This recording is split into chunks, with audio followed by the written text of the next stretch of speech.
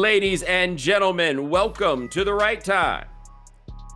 My name is Bomani Jones. Thanks for listening wherever you get your podcast. Rate us, review us, give us 5 stars. You only give us 4 stars. I'm inclined to believe you are a hater. It is Foxworth Friday. Dominique Foxworth in the house, and he has developed a new appreciation from Stevie Wonder thanks to our good friend Spencer Hall.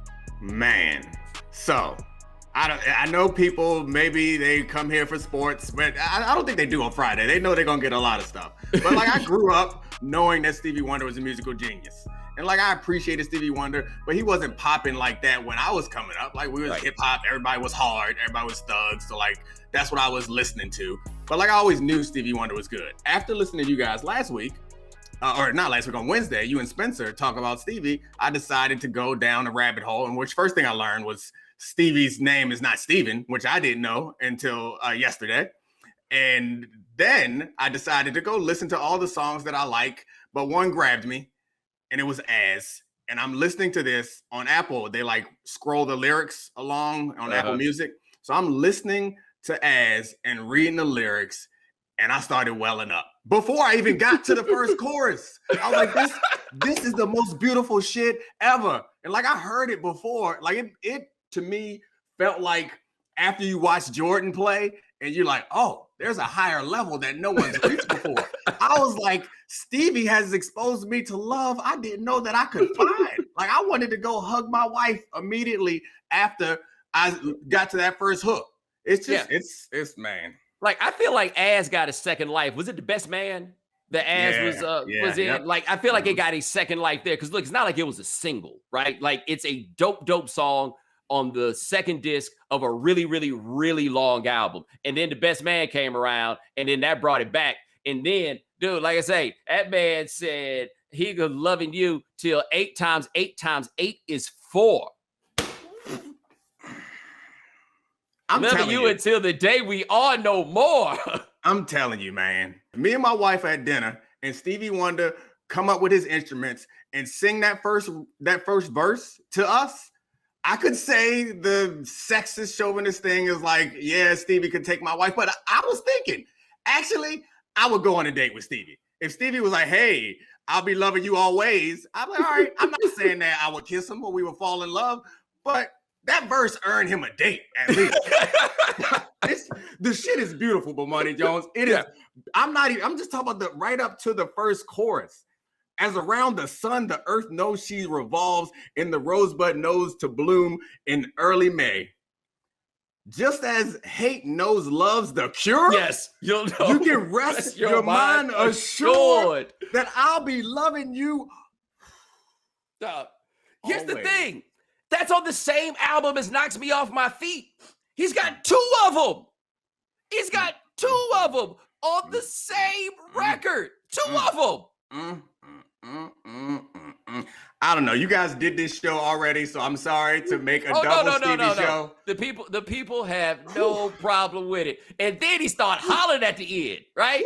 Like this is what I wonder if it's Stevie's mind when he gets to the point at the end where he started hollering. Like, wait a minute, was she like not going for it?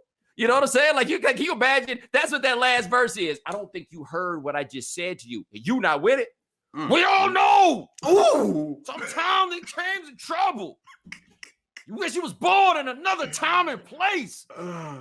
It's like, so like I grew up on hip hop, like I remember like breaking down lyrics in hip hop songs, and then like each song would have 2 or 3 lines that I would say to my friends, like, did you hear that? And we break it down. Then you figure it out a month later that it's like triple entendre. This is like way back before the internet and Rap Genius. And like, it actually took you some effort to figure that out. Yes. There is not a line in As that I can read and not. Like, I feel like every single line in this is one of those lines where I would be in the car on the way to school with my friends in the backseat while my brother's driving. Like, did you see when he said, until the dolphins flies and the parrot lives in the sea always? Like, it just... The parrot lives in the sea. Like, what? Who's sitting here thinking about that? He follows that up with, until we dream of life and life becomes a dream, always? And that's not even, that's before you get to 8 times 8 times 8 is 4. Dog, until the earth just for the sun denies itself. Right. Until the day the earth starts turning right to left, which, doesn't make a lot of sense, but whatever. It don't matter. Love don't make sense, Bomani Jones. Oh, that's fair. That's fair. That's fair. Dog, hold on. I want to do the hollering part just all together because it's the only thing I can do that's Stevie. We all know sometimes life's hates and troubles can make you wish you were born in another time and place. But you can bet your lifetimes that in twice it's double. That God knew exactly where he had wanted you to be placed. So make sure when you say you're in it, but not of it, you're not helping to make this earth a place sometimes called hell.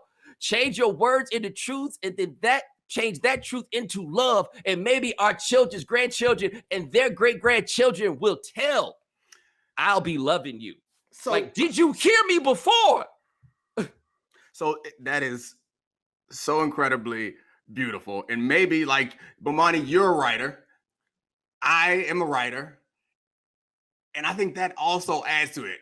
The value of it is knowing how difficult it is to express something so powerfully while also rhyming. It's that to me is what makes it even more incredible. If anyone is listening to this, or if anyone is not moved and is thinking, I wish they would get to sports, pause the podcast and try to write 2 lines. Just try.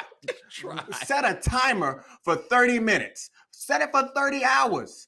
Smoke. Do whatever you got to do. Have a sip. Tap into whatever creative juices you have. Bro, just sit there and give yourself 30 minutes and try your best to write something as beautiful as any one of these lines. Right. And then you'll come back and be like, oh, my bad. Try to express how much you love someone. Whoever in your life that you love, your dog, I don't care who it is. Try to find a way to express how much you love them that is more powerful than any one of these lines. And can you also play an instrument? Right? That's the thing about the overlap with him and Prince and everything else. It's one thing that you can go out here and write this dope shit, right? Okay, cool. But you also out here playing instruments and doing this at the same time. I am simply not good at that many things. And guys, I think I'm good at a lot. You and me both, bro. I went to the best business school in the country, and I played in the best football league in the country, and I'm working at the best sports network in the country. I think I am great at a lot of things, but man, I can't do this. If lunchroom table and pencil is not an instrument, I can't play one. That is the extent of my instrumentality. Nah, man, Spencer, dude, I just sit there. I am just perpetually amazed at how many things Spencer has an encyclopedic knowledge of. You just wind up on the phone with Spencer, do you know the story of? Nah, I don't know that one. And then you're how do you forget about knowing it in the first place? How do you remember it? How do you do all these things? That's how I feel talking to you. So that's high praise of you to say that about Spencer, because that's how I feel talking to you. Is I can bring up any music genre, any artist, bring up any sport from decades before we were both born, and you'll have something on it. Oh, no, get Spencer on that. I always say, and I mean this, my relationship with Spencer is what America could be if we could stop tripping. Yeah. You know what I'm saying? That is the full on way that I feel about this. Spencer sitting up here in we got to come up with new terms, in an undershirt, with all the beard and everything. And he's just yo, let's get into the keys of the Stevie music, right? Let's talk about all these scientific things that have happened while also wildly enjoy just what we're doing. Commercial support for this podcast is provided by BetterHelp. In May's Mental Health Awareness Month and throughout June, The Right Time is proud to join the cause of destigmatizing therapy. If you're struggling with relationships or having difficulty sleeping or difficulty meeting your goals, if you're feeling anxious or stressed, BetterHelp counselors can listen and help. BetterHelp will assess your needs and match you with your own licensed professional. You can start communicating in under 48 hours. It's not a crisis line. It's not self-help. It is professional counseling done securely online. The service is available for clients worldwide. You can schedule weekly video, phone, or even live chat sessions. BetterHelp is committed to facilitating great therapeutic matches, so they make it easy and free to change counselors if needed. It's more affordable than traditional offline counseling, and financial aid is available. So many people have been using BetterHelp that they're recruiting additional counselors in all 50 states. our listeners get 10% off their first month of online therapy at betterhelp.com/Bomani. That's betterhelp.com/Bomani. Because that's the thing about problem with sports with all the analytics guys is I'm like, do you actually enjoy what we're watching? Yeah. Like, you know, like I almost hit what's the square root of this apartment? You know what I'm saying? Like that's how it winds up coming you across. You and I have been doing this long enough that I think sometimes our minds are melding, because I started thinking the same thing is about, like, I learned all the Excel stuff and all the spreadsheet finance stuff. Like, I can do all that stuff. And when I first started getting into sports, like, I thought it was cool that I could do all this stuff. And it is cool that I can do all that stuff. And I would lead with that with my chest out. Like, you know what? Like, I know all this stuff. I can make my own models. And then I realized people do finance because they want to make money. Yeah. Not because they enjoy it. And I realized that I was not having fun with the sport. And you can see it happening. It's just like the the Hall of Fame ceremony in basketball was a good example, a good reminder of how diverse the game of basketball used to be. Yes. And I'm hesitant to make too much criticism of it because I don't understand basketball as deeply as I understand football. But I know when I turn it on, I'm more bored by today's game, which I know sounds ridiculous because there's so much talent. At the high end, I'm not bored by it, but I'm more bored by the style of play now than I was when I was coming up. So peep game on that. I don't know if you're familiar with Kirk Goldsberry, but he does a lot. I got his book, Sprawl Ball. Yeah. Oh, yeah. He does great statistical analysis. And he put out, what he's really good at is putting out like these frequency charts. Yep. You know what I mean? Like great visual encapsulations of what's going on. And so he put out a couple days ago, he put out a frequency chart about where the most shots were taken in the NBA this year. The only spots on the floor where enough shots were made in order to like be visible on this chart around the 3-point line and from like the bottom of the circle to the rim straight in the middle. I saw that chart. Yeah, everybody. It was phallic in nature also, which was kind of weird. It was. Everybody's taking the same shots. Yeah. And you know what that means?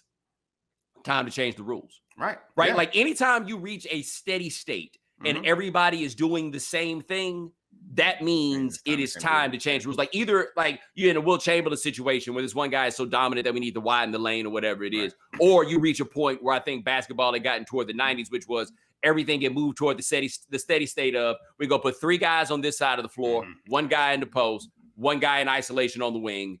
And that's how we're now going to play basketball. And then once everybody played like that and it got boring, we had to shake it up. And this has to be shaken up. Like that LeBron-Steph game that we saw on Wednesday night, right? That I did my best to watch, man. I'm old. I was just like, yo, the game was just 4 points and I didn't close my eyes. But obviously I closed my eyes, right? But what that really came down to was, yo, man, these dudes are cold and they doing incredible things to watch and optimizing this for success. I get it. But it's not fun. It's not enjoyable. The storyline, I think, is part of what's lost there, which is kind of interesting because that's what I feel like we're losing is the highlights are as good as ever. Like I'll watch a highlight show. I'll scroll through Twitter and like and retweet all the beautiful dunks and passes and all that stuff. That's great. But the storyline that you get in football, the give and take, the chess match, so to speak, that you get in football, you used to get in basketball, and the clashing of styles you used to get in basketball. And again, I'll preface this by saying maybe I'm just not as smart on basketball as I'm on football, but it doesn't seem like you get that. And football has this one thing. It seems like the only sport that I don't want to call it analytics proof as much as maybe it's been improved by analytics, because baseball is worse. To watch because of analytics. Yes. Like basketball is worse because of analytics. Like I don't watch enough soccer or enough hockey to get into that. But football, analytics has pushed them in a direction of doing more interesting things. And you can see that because football is so complex, there are many different ways to win. Like there is no optimal way when you have Lamar Jackson having the best offense in the league in 1 year, and then Patrick Mahomes having the best offense in the league 1 year. Like you can see that these many different styles, and then you can have Henry down in and the Titans, like they have an effective offense. Like you can see around the league that not everybody is doing the same thing, even though the zone run Shanahan descendant system is the most popular one. Yeah, let me tell you where also I think that football is going to swing around, because what I think is interesting about the Shanahan zone system is while everybody is spreading this out, Kyle is kind of spreading it out, but not really. They still coming out here running 21. Nobody's really out here running with 2 running backs, 1 tight end, and 2 wide receivers. Shanahan will come out here and do it. And so I know of one college coach where what his grand master plan is he wants to figure out how to run no huddle, I formation football.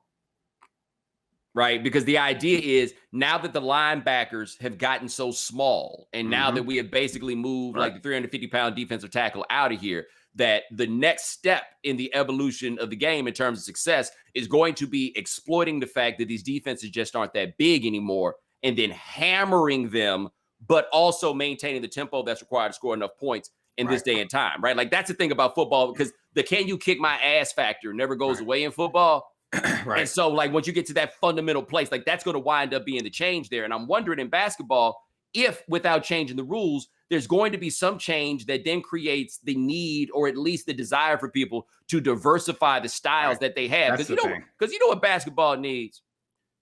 When I was a kid, there was room in the NBA for guys who weren't good at basketball. And I understand it sounds counterintuitive that I want some people who aren't good at basketball, but those guys made things fun, right? Like Charles Oakley is not skilled enough to play in the NBA today, but the league was better for having Charles Oakley.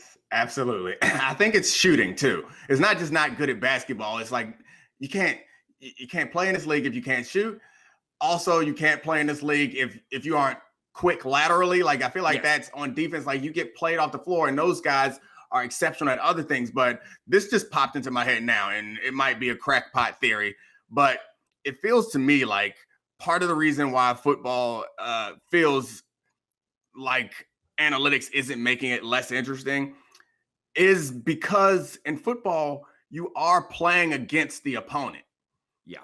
And these other sports, you have opponents out there, but it feels like you're playing against the game. You know, like you're trying to optimize the rules in your favor. Whereas football is like, no, if we see somebody in the cover 4, we're going to try to run the ball. If they're heavy cover 2, we're going to try to run the ball. If they have a weak spot here, we're going to attack that. And every opponent is different. In basketball, for some reason, it feels like the opponent obviously matters, but so much of it, and it feels like I'm denigrating the intelligence it requires to play basketball. Like I understand that there are adjustments made to like pick and roll coverages and all that stuff throughout the course of the game. But when you get a 3-on-1 fast break, they all look the same. People going to the corners, like they all look the same. When you get a half court offense in a clutch situation, it's almost always ISO or high pick and roll. Like it all looks the same. You don't got nobody shooting sky hooks. I hated watching people shoot the sky hooks when I was a kid. I saw Lopez shoot one the other day, and I was like, what in the hell is that? But I would love for somebody to catch it on the block and do that old boring Tim Duncan fundamentals off the glass nonsense. They don't do that. Dead serious. We have a whole generation that don't know nothing about post moves, right?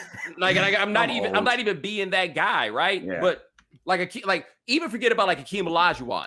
Kevin Garnett had incredible post moves. Yeah. Tim Duncan had incredible post moves. Joel Embiid, as good as he is, and he is excellent, he ain't really hitting you with them post moves. And there's an art to that, right? And I think maybe that's the thing that as the NBA has done all these changes, try to give people the game that they thought they wanted, what has been lost is the artistry of it. Right. Like, think about this. When's the last time you saw somebody do an up and under layup? Right? Because the game doesn't really allow for that anymore. Like the nature of what defense is and how you can zone up and everything else. Those things are great, right? Like the George Gervin finger roll from like 8 feet away from the basket and stuff like that. There's no room for things that are just objectively beautiful unless you're like Steph Curry shooting from half court. But like basically we're at that place. Like this is what it's evolved into. This is the too much of a good thing problem though, because like all the things that we're seeing in the game, I loved when I saw those things in the 90s, in the early 2000s. Like I love seeing them. Yeah. But like I got a whole plate of potato salad. Like I love potato salad. Yeah. on a plate with a bunch of other stuff. And like I was not this guy, and normally am not this guy, but I have to be honest. I'm less interested in the NBA while it is as talented as it has ever been. And I always kind of fall back on like entertainment properties are about stars. Like I'll turn on a TV show because I know there's going to be a star in it. They're about storylines. They're about protagonists. There's so many great stars with diverse attitudes and images in the NBA. There's so much great talent, but I have to be honest. Maybe it's just because the world of entertainment is more competitive now. Like I watch less basketball, like regular season basketball, just for pure enjoyment now than I ever have in my life, which seems absurd. But also there's a level of like what makes this interesting, because you're right, talking about protagonists and like the characters in the story. Right. One, just in terms of pure basketball, we need to bring the mid-range game back. And you know how we can bring the mid-range game back? It's very simple. Bring back the hard foul, right? Like the same way, and I know why we can't do this in football. Just want to be clear, I'm not a sociopath. The same way football's more interesting with Steve Atwater's out there decleating people over the middle.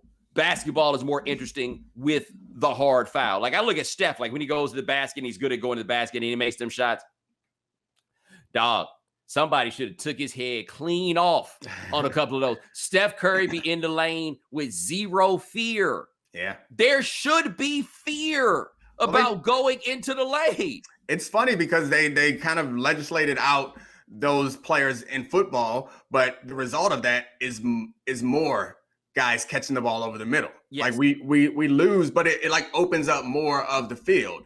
In this, it doesn't, I guess. And I see your point. Like why? Because then the mid-range suddenly becomes a whole lot more efficient when getting to the basket and getting a layup could cost you a concussion. Like mid-range gets a lot sexier when you can't shoot a three. So I love a 14-footer, right? You know, and we got a whole generation that ain't even got no mid-range game because there's no use for the mid-range game anymore. Right. You know what I mean? Like we have those things. Like that's one thing that I think that if we had the hard foul, we would bring back a lot of what's going on. Like, I like watching dudes play one-on-one basketball. And I understand that people, like, we did need more ball movement. Like, that was the thing. It had reached a place where you needed more ball movement. And, like, I was watching that game, or the highlight, the Derek Fisher, the game where Tim Duncan hit that crazy shot over Shaq in the playoffs, and then Derek Fisher hit the crazy shot with 0.4 seconds left. The game was 72-71. Now, no, I do not want games, like, at that point, I do not want games that are 72-71. I do not want them. However, I was riveted by that game. I remember how I felt when Derek Fisher hit that shot. I remember me and my homeboy George sitting in my apartment in Durham, and when that shot went down, how loud we screamed because we could not believe that it was at all possible. Right. That's better than games with double the score, right? Like the idea that objectively people like points. No. People like action. Right. You know what I mean? Like people like, I don't mean conflict in the most like hardcore sense, but people like conflict. People like that clash.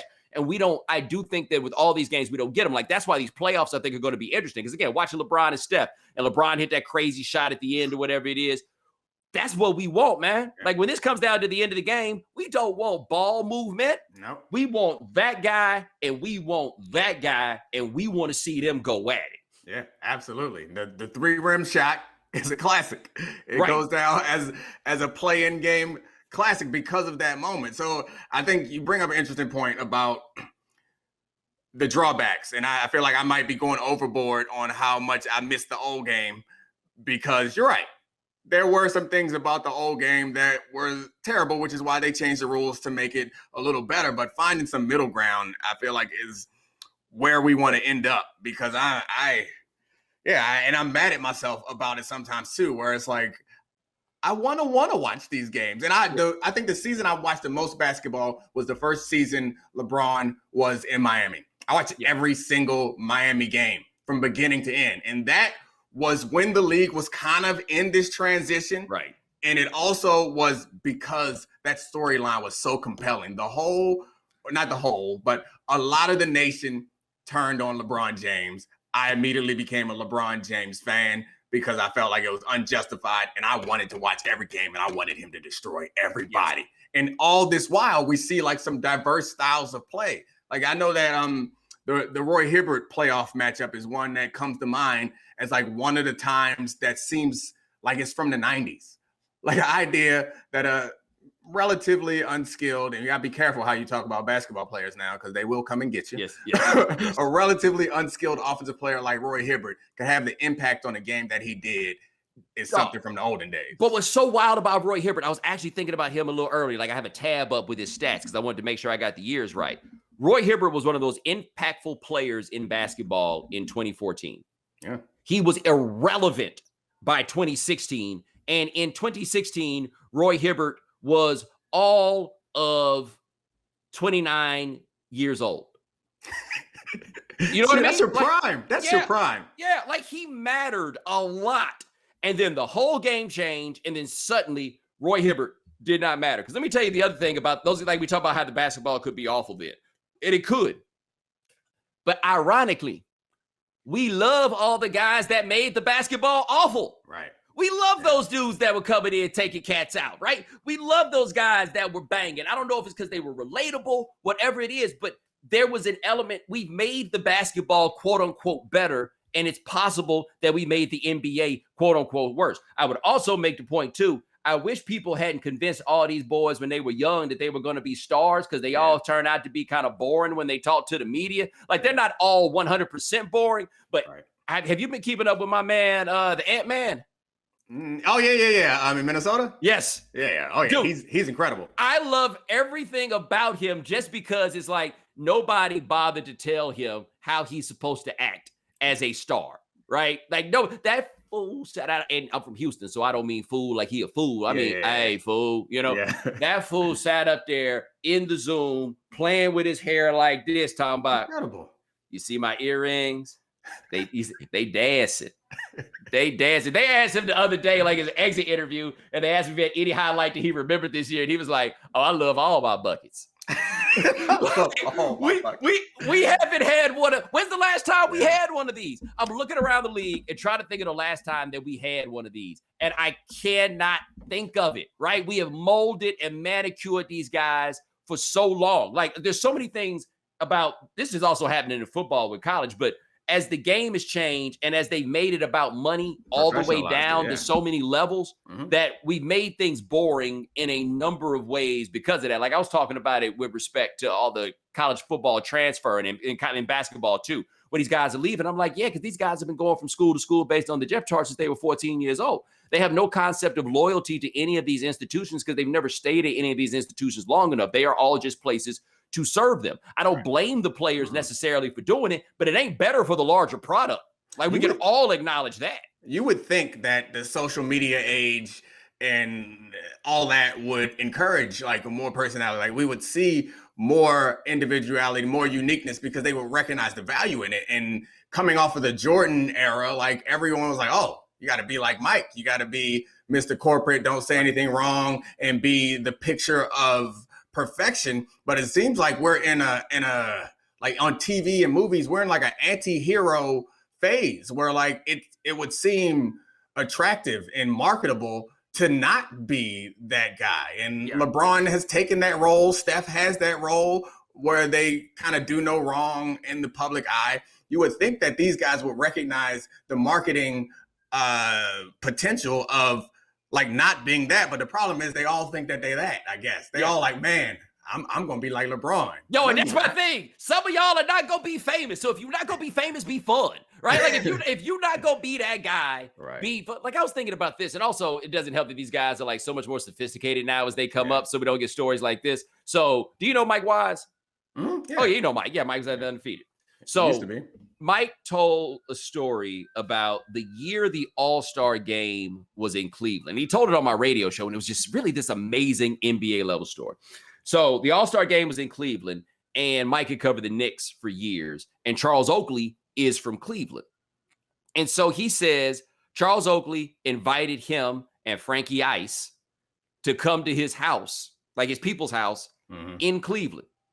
And I think a limousine was involved, right? I can't remember if Frank and Mike drove there themselves or and Oak came by himself in the limousine. But either way, it's Oak in a limousine in a purple suit, because Oak from Cleveland, right? In a purple suit. and he brings them to the house. And of course, the way Mike put it was like, we get there like, hey, white sports writers. You know what I mean? Like they show up at Oak's house and he says he gets in there and the sweet potato pie was excellent and everything else. And like I envisioned this house with plastic on the furniture and everything else. But Mike was just like how touched he was that Oak wanted to share this part of his life with these guys that he's seen all the time. He was in, he's the, whenever guys, the All-Star game is in their city where they from, they all of a sudden now become the king and they want to show everybody all this stuff. But I just remember hearing that story and the personality involved in all of it, right? We ain't going to see that now. Like that's not, like those kind of stories, part of it is because media doesn't get access in that same way. And I'm not being the guy complaining about that, but that's just something that gets brought up. And so we get to the playoffs now and you got teams that you like best or whatever. Like, as much as I talk that smack about Kyrie, I do appreciate that he exists because we ain't had a dude like this in a while. Love him. I mean, somebody that you can have a feeling about, like most of the guys, like you can't have a feeling about them. And I love Ant-Man because I remember back to that dunk that people were critical of. Like, I know that there are some people who don't like that, and that gives me reason to care, Yes. And the same thing with Kyrie is like, I know that people are going to be on one side or the other with Kyrie because the stuff that he's saying it's not gray. Like, it's not something that it's not a warm bath. Like, that thing is ice cold or scorching hot. You're going to be either the one who likes the cold tub or the hot tub. Like, this is not, you have to have a feeling, and it makes it interesting. You brought up Oakley's name a couple times, and I can't hear Oakley without thinking about my 10-year-old daughter, which is a weird thing to think of. So she is more athletic than most of the kids in her class or in her age, and when she plays sports, but she is like a first child, and she's very much a pleaser, and she's a sweetheart, and she's kind. And whenever she plays sports, I remember we playing basketball, and whenever she knocks a girl down or something like that, she'll stop and like try to help them up and be like super apologetic. And like, I'm not a sports dad who's like yelling on the sideline. I make a point because I know I'm the only like athlete over there. And most of the time, one of very few Black parents there. So like, I'm silent the whole game. I'll say, good job, girls, something like that, once or twice. But that bothers me more than anything. And she was 8 2 years ago at a basketball game. She fouled a girl, and the girl's glasses broke, and her face started bleeding, and her nose started bleeding. That happens because 8-year-olds are uncoordinated. And so my daughter's like so effusively apologetic, like mid-game. And then after the game, she's like sad. I showed her video of Charles Oakley and was like, look, you're Oak Dog. And started glorifying it. Like, I'm so proud of you. I love it. And now when she plays soccer, it's like, Daddy, I'm going to play like Oakley today. She don't know who Charles Oakley is. But she knows that I don't care if you score no goals. I don't care. Like, I don't go out there trying to hurt people. So you're not quite Oak Dog because he would go out there and try to hurt people. But like, don't feel bad for doing your best. Don't feel bad because somebody fell down. Like after the game, you can be like, man, my bad. You can tap the girl like, my bad after the whistle is blown. But like, that's all. You don't have to be great. You don't have to score no goals. Like, I'm not that dad. But what I do want is like effort.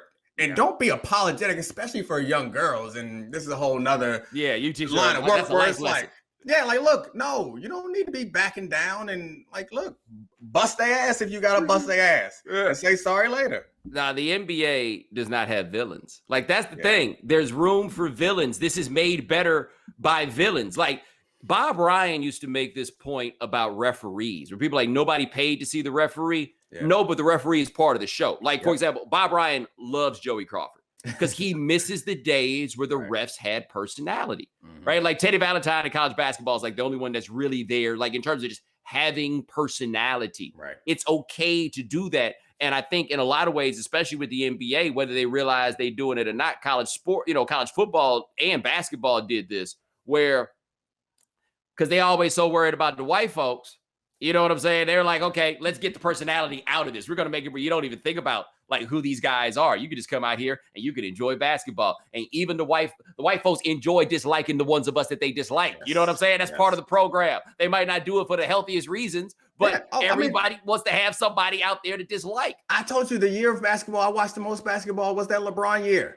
That was about race. In part, that was about race. Like, it was, in my view, a black man showing agency in a way that black men hadn't before. Maybe the way that he exited was not perfect, but the vitriol that he received from people who weren't even fans was ridiculous. And like, I liked the LeBron before then. I rooted for LeBron before then. But that season, I was I hadn't been a real sports fan because like sports was professional for me from the time I was about 16 when I was like, all right, we got to get a scholarship. So it like sucked a lot of the fanhood out of sport. That was the only time that I felt like I touched like the fan moment, because like I was passionate about America's villain, felt like my hero for that one season.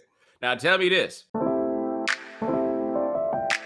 What don't you know about Mike Tyson? Well, if you thought The Last Dance gave you an incredible new look at Michael Jordan, just wait for this new Tyson documentary event. It's called Mike Tyson, The Knockout. The title says it all.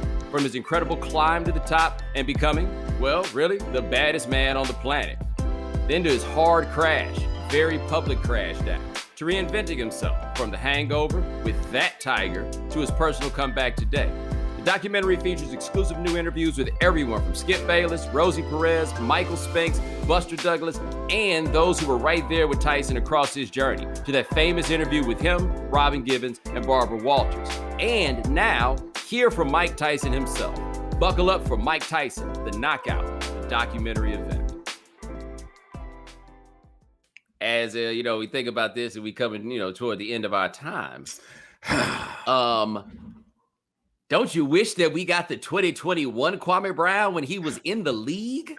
Because he would have been a phenomenon. He would have been a sensation. Okay, but at one point they just kept calling Kwame Brown a bust, and he just came out here with hard fouls and post-game interviews. I don't know if you saw this, what I just saw, when you was talking about Matt Barnes. You ever tried to whoop somebody as big as me? Matt Barnes, like, the Kwame Brown retort got my attention before the All the Smoke podcast. So when I heard Kwame going after all of them, I was like, damn, they must have went in on Kwame. Then I went back and listened to and watched their show where they talked about him. This was about something else. This wasn't about them. No, like, but it is about them, though, specifically Matt Barnes, because his attacks on Matt Barnes are so pointed. It also tells me, and I don't know that much about how Matt Barnes came up, right? But it does seem to me that Matt Barnes and Steven Jackson came up and it's a little different. And this is why I say that. Steven Jackson said something like one time, and they kept it moving. Matt Barnes keep getting in these back and forths with Kwame, and you can't win. Like, he had the one where he got on and invited him to come on All the Smoke, and Kwame Brown come back up here sounding like Dennis the Menace. Talking about you. I know you're hurt. I know you hurt. You the one that hurt. There's no winning against Kwame Brown at this point whatsoever. There is no. He said you are there making that video, got activated in your hair, trying to make sure that you look good when you come and talk about me. No, when he hit that dude with like light-skinned dudes supposed to be like Drake, you supposed to be taking dudes' girls. He also, and this was maybe the funniest, and by the time you guys hear this, Kwame probably gonna put out like 8 more videos, right? Yeah. But he said that dude jumped the gate at a house that he paid for, said you probably got the key in your pocket, but you were so into it that you jumped the gate. Oh, my chest. I mean, to talk about writing at the beginning of this show and Stevie's great writing, like, is Kwame coming off the dome with these? Because they're great. This is quality comedic writing. Like, I feel like he has a career in that. He also has a career in like reputational management. Because like, he managed to flip the entire script on himself in a matter of a couple of hours. Yes. Because from now on, when you hear Kwame Brown's name, you're not going to think what we thought before. It's like first round bust. No, now on, when you hear Kwame Brown's name, that dude who ain't for your nonsense. Like, that is his new reputation from this point forward. But what's also interesting is he is very clearly and explicitly offering up some right-wing politics here. Yeah. But when he's doing it while also offering some concise, undeniably true points. Yeah. Right? Like when he brought it at Jamel, he was just wrong on that, right? Yeah. He ain't know what she was talking about. And then he went some places. I'm like, nah. I ain't really here for you. I ain't really here for you on that one. But just about everything he said about Matt Barnes, like when you get to the crux of it, it's like, yeah, dog, I kind of see what you're saying. He also is the kind of country that don't like light-skinned folk. Like he called Matt Barnes a lying little. Let me tell you something. Every single person I know who uses that M word that I just put out there, they all have one thing in common. They're dead. Not because somebody shot them, but because they lived to be 85 and there was nowhere left to go. Like what is going on here? But like every time he says something, I'm like, yeah, I kind of see where you're coming from here. It's masterful. Like it's not politically correct at all, but like the content of it. I'm telling you, that's why it feels like he's a writer or he got writers. Yes. Because this stuff off the dome, it's like if Stevie freestyled ass. Like that is Kwame Brown on the microphone freestyling ass on a regular basis. Well, this is what people need to understand about Kwame, because one, I just don't think people understand country folk. Like if you know country black folk in particular, right, and country black folk that grew up in these, like he fits an archetype that I'm very familiar with, right? Like all the colorism stuff that's in there, and like all that. I'm like, okay, I see what this is. But what you got to understand about Kwame Brown made $63 million in his NBA career. And you know what he did when his NBA career was over? He moved back to South Georgia. You know what that means? I assure you that house and that lot that it's on is paid for. Yeah. Promise you, right? Oh, yeah. That is. He didn't move. He didn't move back to South Georgia. He never left. That's what that tells me. Yes. Like South Georgia followed him everywhere he went. Yes. And he was like, every offseason, some people live in the city that they play. Nope. I guarantee you every offseason he was back home. Every time he got a minute, he was back home, and he took South Georgia with him. And I'm telling you, though, this is what people got to understand. Once a country dude got his land and it's paid for and he's got the money, he has literally not a care in the world. Mm-hmm. Yeah, not one. You good. What you going to do to me? You think Kwame's scared of getting canceled? You think Kwame can't live without Instagram? Come on. Kwame gonna tell you exactly what he think at every moment, because what you gonna do? He just gonna go back? I don't know. Does he hunt? I mean, that was a dumb question. Obviously, he does. He has no need for a grocery store. As long as he can get electricity, I'm sure Kwame can feed himself on his enormous lot, because $60 million anywhere in the country is nice. $60 million in South Georgia, he good. He took care of his bricks. That's another thing about this new NBA, though, that we don't talk enough about. And I know we got to wrap this up soon. We ain't had no stories about them dudes going broke in quite a long time. Nah. Yeah, that's an old phenomenon. Yeah. These cats, like, no. That's the one thing about them being molded since childhood, right? is like, no, the people who want your money are not allowing you to blow it before they can get some. And they would like to get that money for quite a long time. Mm-hmm. They would like to get that money consistently. So you're right, though. I had given Kwame Brown a single thought for all these years. And let me tell you where I think he actually gets a bad rap. Yes, Kwame Brown was a bust, right? And I get his point. Nobody's a bust in the NBA. Okay, relative to the expectations of the number one pick, he was disappointing. He averaged like 6 points a game for his career. All that. Have you ever looked at that draft? Whoever went number one, unless it was Pau Gasol, was going to be seen as a bust. That draft was awful, I tell you. Like the best players in that draft were Pau Gasol, Tony Parker, Joe Johnson, and Gilbert Arenas. And there is a steep drop-off after that. Steep. Like that's like Jason Richardson, Shane Battier's in that draft. I'm looking at it now. Rodney White is in that draft. Tyson Chandler, yeah, but I mean, it took a while for that to get. Tyson Chandler had gone number one. That's fair. We would talk about Tyson Chandler like we talk about Kwame Brown. That's fair.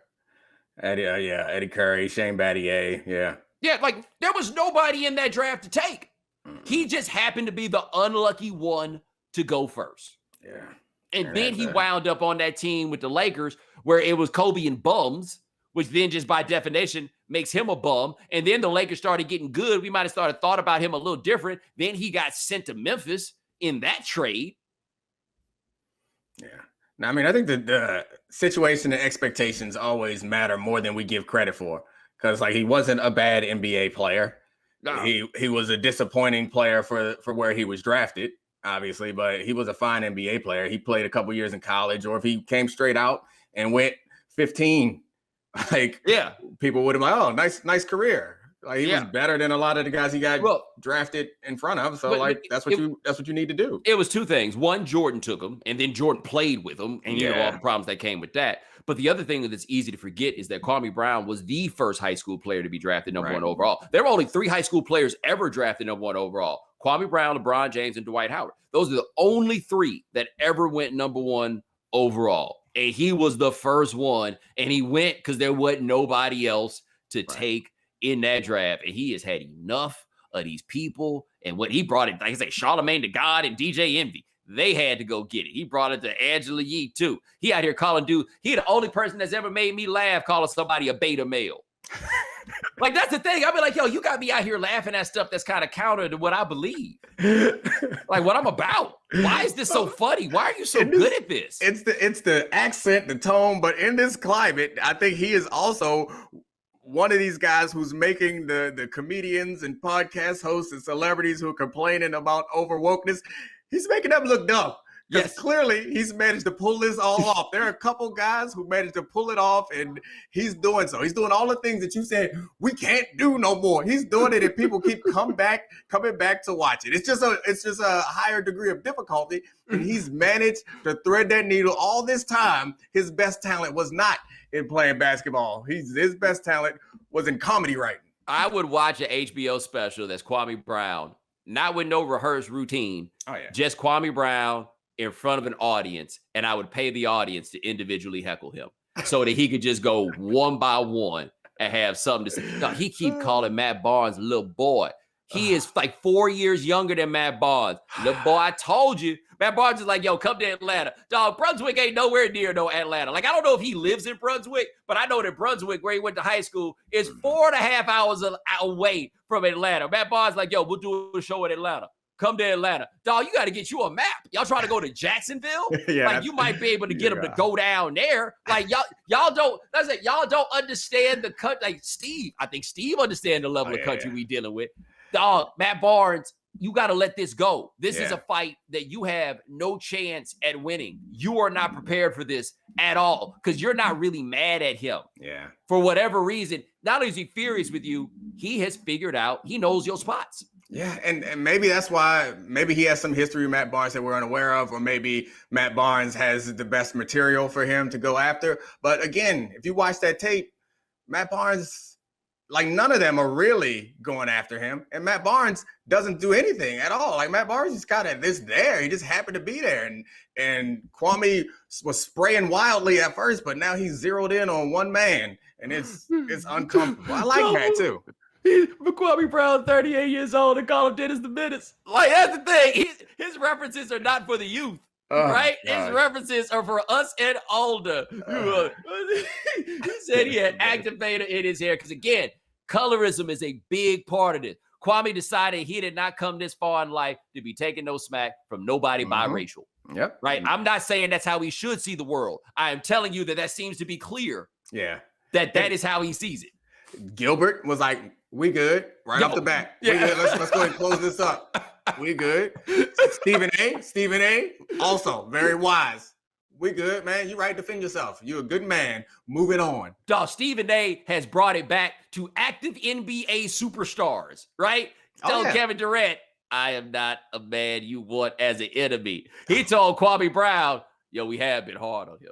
Yeah, Stephen A was right. It was a good strategic decision. It also was a fair thing to do. It's a smart man. No matter what you believe about him yelling on TV, the man seems to know how to make the right moves, at least in this situation. Well, were you there? You remember the infamous Temecula night on Twitter, right? Mm-hmm. I said something about it in a tweet, and Temecula dude came back at me, and I immediately turned into Ronaldo Ray. You want some, old man? No.